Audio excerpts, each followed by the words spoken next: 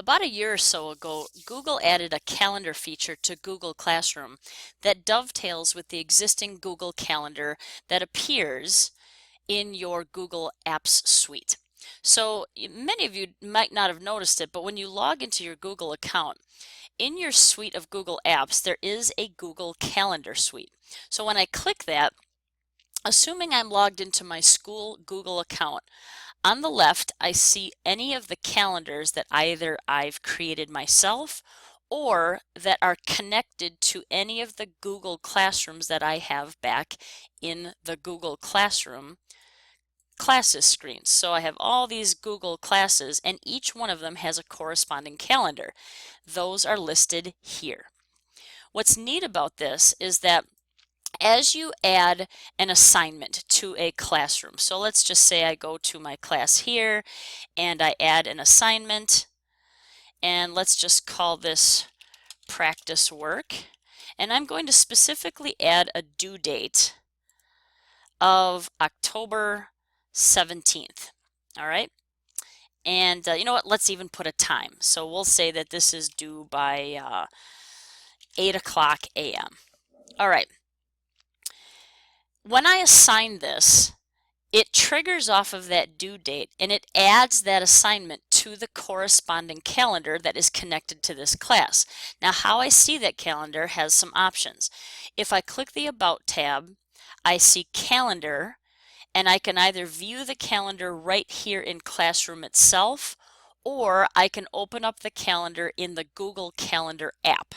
So let's look at both of those.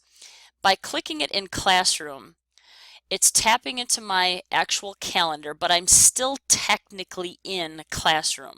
And you can see that I can navigate through, and here is that assignment that I just added, but I'm still in Classroom. So a little bit more of a limited view here, but it's enough if you're just looking for a quick week-to-week view. However, if I go to the actual calendar suite and I find the corresponding, I believe this was my class here, and let's just jump ahead to the 17th. I think this is, yeah, here we go. So, well, even if it wasn't, you can see a sample assignment here. So what's neat about this is that since I'm viewing this in the actual Google Calendar app here, I have all these other cool sharing tools that I can use to deliver this calendar to my website. You can email it, share it out. Now, there's a lot here, so I won't be able to get into everything. But for example, if this was the calendar that I wanted to share out, I can click the settings next to that calendar, and you see that I have the ability to share the calendar or even edit how I'm notified when changes to the calendar happen.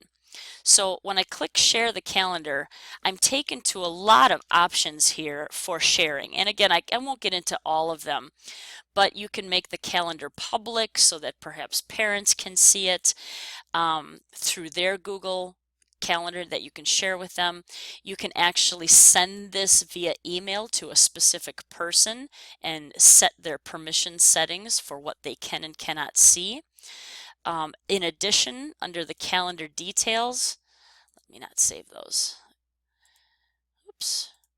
Under the calendar details area, there's some neat things like the embed code down here, where if you have a teacher website, like some people have sites that they've created in CMS for Schools or Wix or Weebly, or there's any number of sites out there where you can grab this code, and if that third-party website tool supports the embedding of code, you can actually paste your calendar right into your teacher website, and it is syncing live. So each time something happens in your Google Classroom, here it changes the calendar, which then automatically changes wherever that calendar has been shared or embedded.